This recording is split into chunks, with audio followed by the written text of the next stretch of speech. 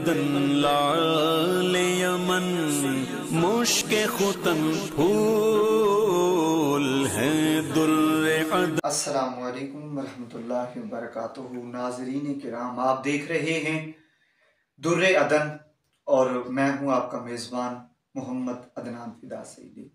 जी अल्हम्दुलिल्लाह, माह सयाम माह रमज़ानुल मुबारक के अयाम चल रहे हैं। अल्लाह ताला का बेहद व बेपाया करम कि जिस अजीम ज़ात ने इस नापायदार ज़िंदगी में एक बार फिर इस बाबरकत महीने के फयूज़ व बरक़ात से हमें नवाजा। आज हमारे साथ हमारे मेहमान मौजूद हैं अल्हम्दुलिल्लाह सुम्मा अल्हम्दुलिल्लाह, जिन्होंने चंद ही दिनों में सैयदी आला हज़रत के कलाम के हवाले से, सैयदी आला हज़रत के फतावा के हवाले से हमारे इलाके में बड़ी शोहरत पाई है। मुफ्ती आले सुन्नत हज़रत अल्लामा मौलाना मुफ्ती मोहम्मद अज़हर चिश्ती आरवी साहब, आप तशरीफ़ फरमाएँ। सबसे पहले मैं आपको अपने प्रोग्राम के मंच से खुश आमदीद कहता हूँ, शुक्रिया अदा करता हूँ कि आपने अपना कीमती वक्त इनायत फरमाया। जी मुफ्ती साहब, फ़ज़ाइल रमज़ान के हवाले से कुछ इरशाद फरमाइए कि इतना एहतमाम आखिर क्यों किया जाता है। जी बिस्मिल्लाहिर्रहमानिर्रहीम। या अय्युहल्लज़ीना आमनू कुतिबा अलैकुमुस्सियामु कमा कुतिबा अलल्लज़ीना मिन क़ब्लिकुम लअल्लकुम तत्तक़ून। सबसे पहले मैं आपका शुक्रिया अदा करता हूँ कि आपने मौका दिया कुछ बोलने का। आपकी नवाज़ी से कुरान पाक के अंदर रोज़े की फजीलत के हवाले से अल्लाह पाक इरशाद फरमाता है, या अय्युहल्लज़ीना आमनू कुतिबा अलैकुमुस्सियाम, ऐ ईमान वालो तुम पर रोज़े फ़र्ज़ कर दिए गए। कमा कुतिबा अलल्लज़ीना मिन क़ब्लिकुम लअल्लकुम तत्तक़ून, जिस तरह तुमसे पहले वाले लोगों पर रोज़े फ़र्ज़ कर दिए गए थे उसी तरह तुम पर भी रोज़े फ़र्ज़ कर दिए गए। अब अल्लाह पाक ने रोज़े फ़र्ज़ क्यों किए? जी रोज़े फ़र्ज़ क्यों किए? इससे आगे अल्लाह पाक फरमाता है लअल्लकुम तत्तक़ून। रब फरमाता है मैंने तुम्हारे ऊपर रोज़े फ़र्ज़ इस वास्ते किए हैं ताकि तुम तक़वे वाले बन जाओ, ताकि तुम परहेजगार बन जाओ, ताकि तुम्हें खुदा का कुर्ब मिल जाए। इस वास्ते अल्लाह पाक फरमाता है मैंने तुम्हारे ऊपर रोज़े फ़र्ज़ किए हैं। अब तक़वे वाले कौन होते हैं? फिर कुरान पाक के अंदर वो भी मौजूद है। रब ताला फरमाता है तिलकल जन्नतुल्लती नूरिसु मिन इबादिना मन कान तक़िया। अल्लाह पाक फरमाता है हमने जन्नत का वारिस मुत्तकी को बना दिया है। वाह, तकवे वाले जन्नत के वारिस, तकवे वाले ही जन्नत के वारिस हैं। यानी अल्लाह पाक ने पहले हमारे ऊपर रोजे फर्ज किए। रोजे फर्ज क्यों किए? ताकि तकवा मिल जाए, अल्लाह का कुर्ब मिल जाए। और तकवा जब मिलेगा तो फिर हम जन्नत के वारिस बन जाएंगे। और दूसरी बात यह है, यह माह रमजान मुबारक है। कुरान पाक के अंदर मौजूद है कि इन्ना इद्दतश्शुहूरि इंदल्लाहि इस्ना अशरा शहरन फी किताबिल्लाह। अल्लाह पाक फरमाता है मेरे नजदीक महीनों की जो तादाद है वो 12 है। 12 है तादाद। तो 12 महीने हैं, मुहर्रम, सफर, रबीउल अव्वल, रबीउल सानी, जमादी अव्वल, जमादी सानी, रजब, शअबान, रमजान। 12 महीनों में से ये वैध महीना है रमजान मुबारक का कि इसका जिक्र अल्लाह ने कुरान पाक के अंदर बयान। बाकी किसी महीने का कुरान पाक के अंदर जिक्र नहीं। क्या फजीलत है। ये रमजान का महीना वैध महीना है कि इसका नाम लेकर अल्लाह पाक ने कुरान पाक के अंदर बयान फरमाया। फरमाया शहरु रमज़ान अल्लज़ी उन्ज़िला फ़ीहिल क़ुरआन हुदल लिन्नास। अल्लाह पाक फरमाता है रमजान का महीना तो वो महीना है कि इस महीने के अंदर हमने कुरान को नाजिल किया है, जो कि हुदल लिन्नास, लोगों के लिए हिदायत है। और कुरान पाक के अंदर दूसरी आयत है, अल्लाह पाक फरमाता है इन्ना अंज़लनाहु फ़ी लैलतिल क़द्र, बेशक हमने इस कुरान को लैलतुल क़द्र को नाजिल किया। वमा अदराक मा लैलतुल क़द्र। अल्लाह पाक फरमाता है तुम्हें क्या पता कि लैलतुल क़द्र क्या है? लैलतुल क़द्र खैरुम मिन अल्फ़ि शहर। अल्लाह पाक फरमाता है लैलतुल क़द्र तो वो रात है कि जो 1000 महीनों से भी अफजल और आला है। वाह, यानी इस महीने को एक तो शान इस वास्ते मिली कि इस महीने के अंदर कुरान नाजिल किया गया। कुरान नाजिल किया गया। बल्कि मैं सुबह दर्स के अंदर मस्जिद के अंदर, हमारे मस्जिद के अंदर हर रोज़ सुबह की नमाज के बाद दर्स हदीस होता है। सुबह हदीस बयान कर रहा था मैं, आका अलैहिस्सलाम ने इरशाद फरमाया, मुत्तफ़क़ुन अलैहि है, ये हदीस पाक है, बुखारी और मुस्लिम दोनों में है।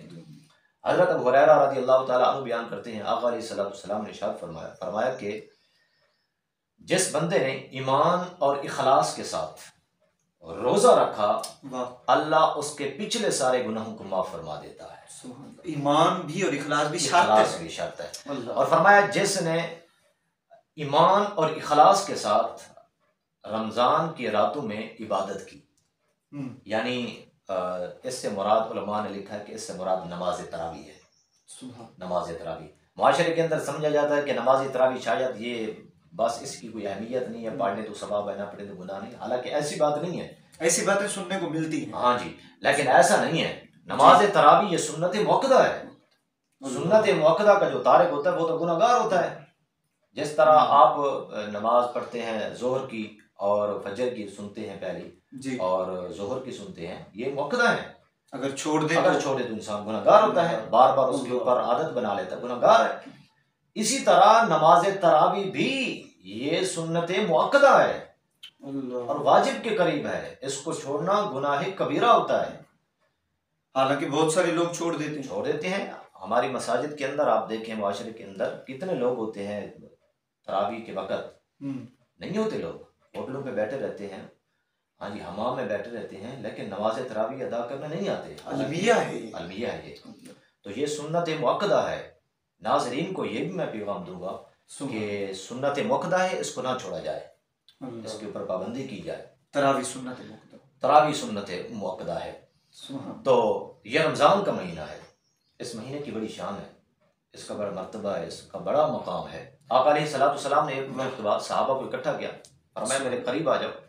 फरमाया कि सहाबा, और ये बात शुबान के आखिरी दिन की बात है, यानी शुबान का महीना ख़त्म होने वाला था, रमज़ान का महीना आगे शुरू होने वाला था। आका करीम ने अपने सहाबा को करीब किया, फरमाया सहाबा तुम्हें पता है कि हमारे पास एक महीना आ रहा है, उस महीने का पहला अशरा रहमत का अशरा है, हुजूर इस्तकबाल फरमा रहे हैं। और फरमाया कि दूसरा उसका अशरा मगफिरत का अशरा है, और फरमाया उसका जो तीसरा अशरा है वो जहन्नम से आज़ादी का अशरा है।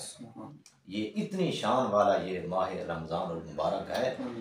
नाज़रीन को ये मैं पैगाम दूंगा कि इस महीने को ज़ाया मत किया जाए। इसके पूरे रोज़े इसके फ़र्ज़ हैं, इसके रोज़े रखे जाएँ, नमाज तरावी अदा की जाए, नमाज को ना छोड़ा जाए, नमाज के ऊपर पाबंदी की जाए, नमाज तरावी के ऊपर पाबंदी की जाए।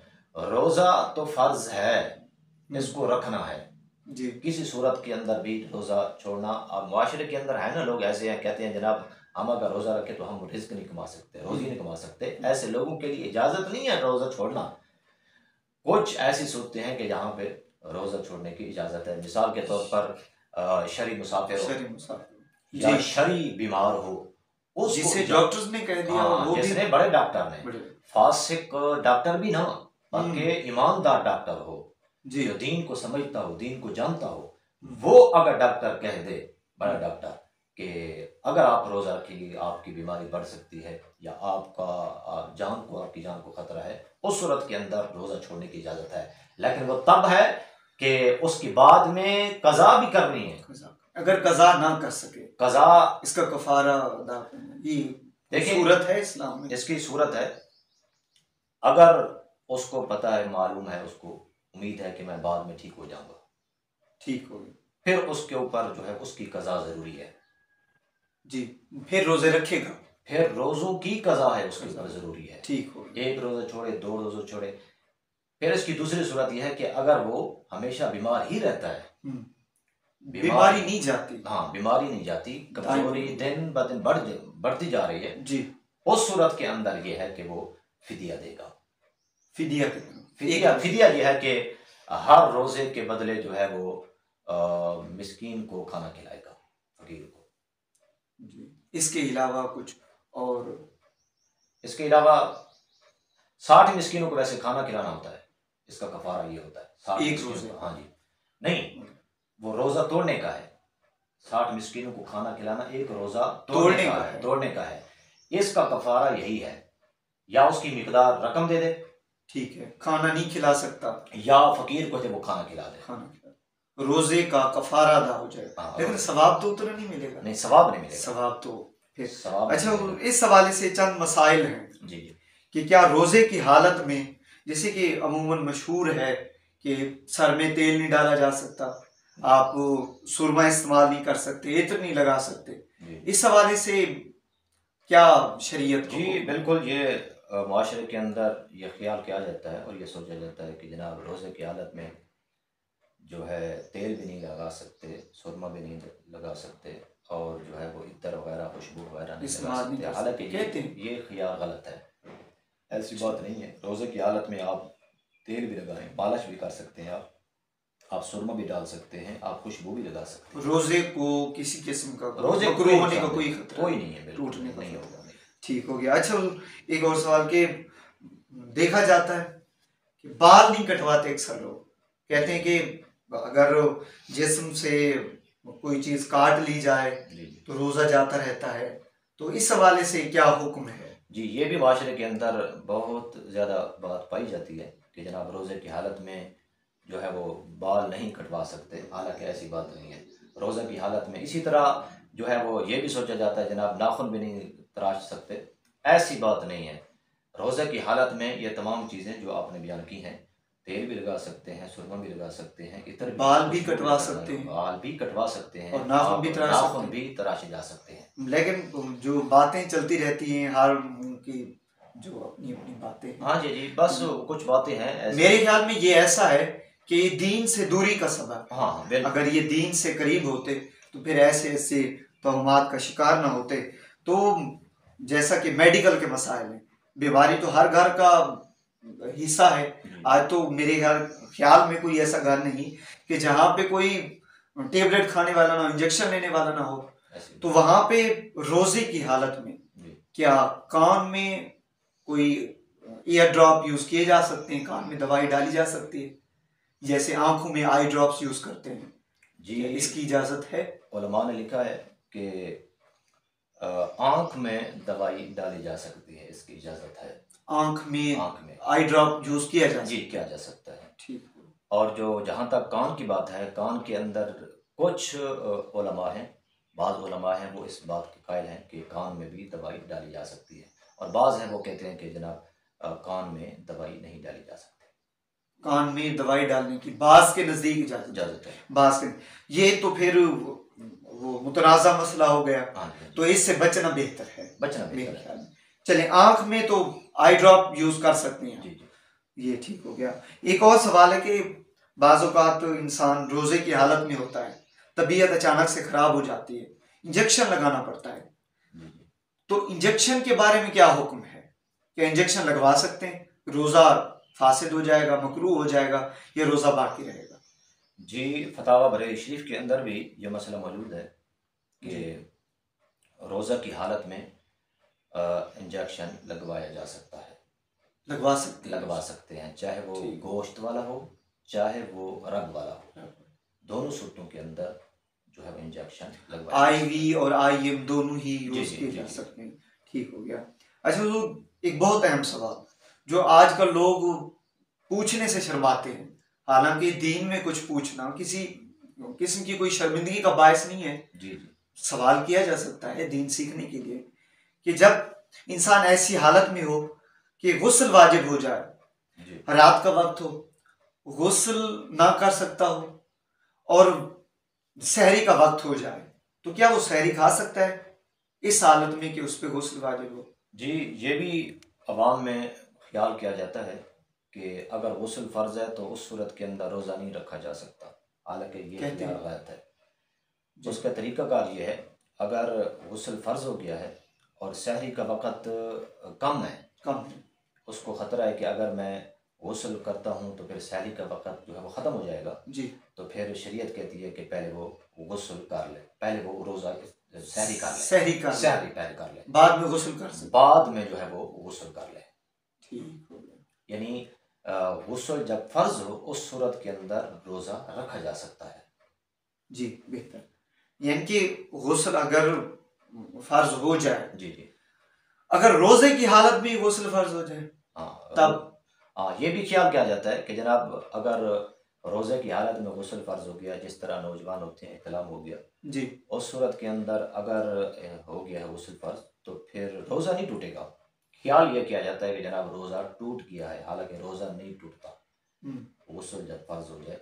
इसकी एक और सूरत भी है कि एक है कि गुस्ल फ़र्ज हो जाना, ठीक है, एक सूरत है कि गुस्ल अपने ऊपर फ़र्ज कर लेना, इरादी तौर पर और गैर इरादी तौर पर। हाँ जी, ठीक है, ये बात ज़हन में रहे। एक है कि गुस्ल फ़र्ज हो जाना, गैर इरादी था। हाँ, इस सूरत के अंदर रोज़ा नहीं टूटेगा। जी, मिसाल के तौर पर एहतराम हो गया, अब ये इरादतन तो नहीं था। इरादतन नहीं था, सोया था, हो गया, गुस्ल फ़र्ज हो गया। इस सूरत ठीक के अंदर जो है वो रोज़ा नहीं टूटेगा।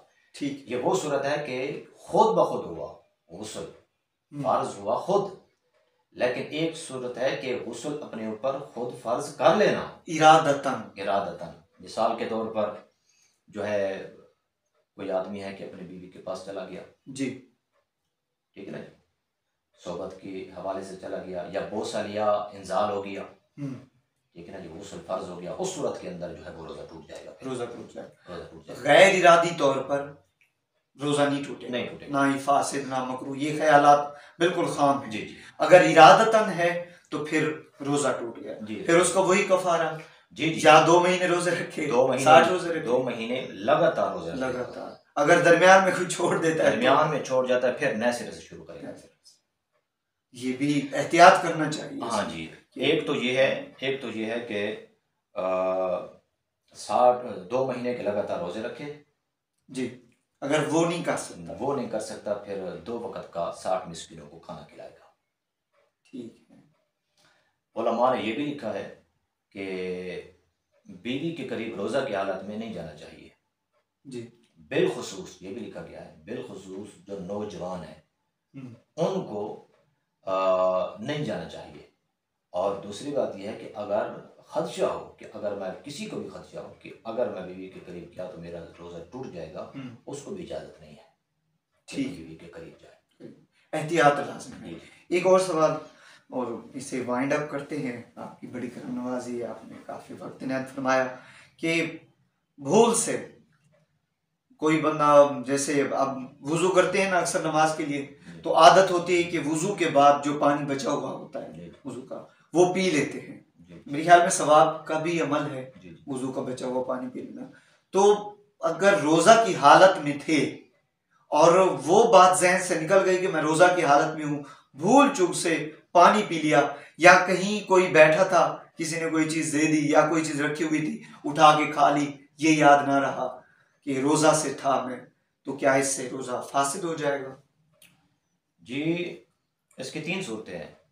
पहली सूरत ये है कि भूले से खाया या पी लिया, भूल चूक हो गई। दूसरी सूरत ये है कि गलती से खा लिया या पी लिया। ठीक। तीसरी सूरत है जानबूझकर खा लिया, इरादतन पी लिया। जी। पहली सूरत के अंदर भूल से हुआ, ये तो शरीयत ने माफ किया है, भूले से रोज़ा नहीं टूटेगा। याद नहीं रहा, अगर पी लिया, कुछ खा लिया, याद नहीं था मेरा रोज़ा है या नहीं है, अगर कुछ खा लिया भूल चूक से, खा लिया या पी लिया, ठीक है, पी लिया, उसे फिर उगलने की जरूरत है जब याद नहीं है। अच्छा। हाँ, उस सूरत के अंदर, इस सूरत के अंदर जो है रोज़ा बरकरार रहेगा, ठीक, रोज़ा नहीं टूटता। जो दूसरी सूरत है गलती से, मिसाल के तौर पर वुज़ू कर रहा था, याद था मेरा रोज़ा है, लेकिन पानी पी बैठा, कुल्ली करने लगा तो पानी अंदर चला गया, ये गलती से, ये गलती है। कुल्ली कर रहा था, कुल्ली के दरमियान ही पानी अंदर चला गया, ठीक हो, ये गलती से हुआ। इस सूरत के अंदर रोज़े की कज़ा है। अच्छा, रोज़ा फिर रखना पड़ेगा। हाँ, रोज़ा वो टूट गया है, अल्लाह, रोज़ा टूट गया है, उसकी कज़ा ज़रूरी है। ठीक।